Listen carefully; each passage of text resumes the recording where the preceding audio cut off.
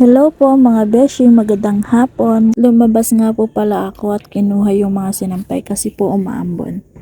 Sinampay ko na nga din po dito yung nilabhan ko kanina mga beshi. Tapos yung ate ko po, kanina nakita ko, papasok dito sa loob. Galing po siyang iba. So ayun, nahiya siya kasi nagkamera ako. Then pumasok na din po ako sa loob para magtupi ng mga damit ng mga sinampay kanina. Napangiti nga din po ako dito mga beshi kasi na parang nagulat siya. Tingin niya po kasi may camera na naman po nakaharap sa akin. Syempre naman mga beshi, feeling vlogger to. First time man tayo mag-vlog, syempre kailangan natin tanggalin yung hiya-hiya sa sarili.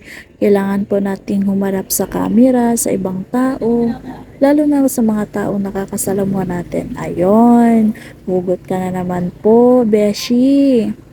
Tulungan nyo na lang po ako magtupi. Kaysa naman na panood-nood ka lang dyan, charot, joke lang po yun.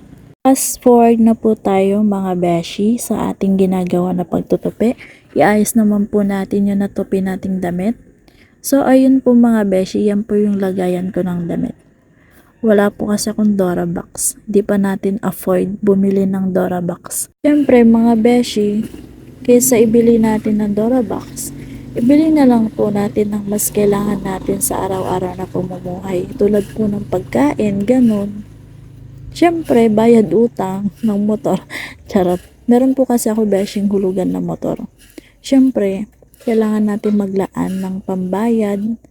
Kaysa naman po unahin natin yung mga luho natin, pero yung utang, andyan, hindi makapagbayad-bayad. Siyempre, mas nakakaya naman kung hindi natin bayaran yung mga kailangan bayaran.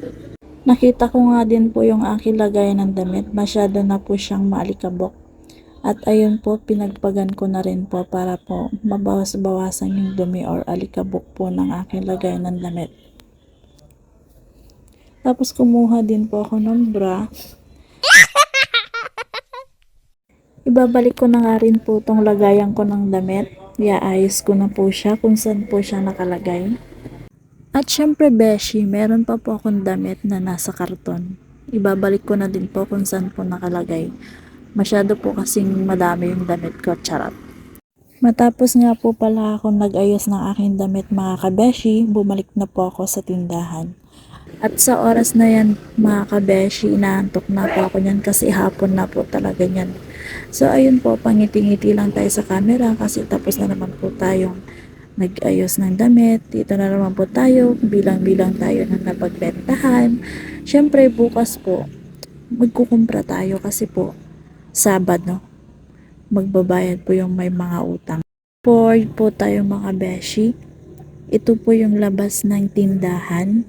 At syempre mga beshi, bago ko po tatapusin ang video na to, sana po wag po kayong magsawang makinig at manood sa aking first time vlog.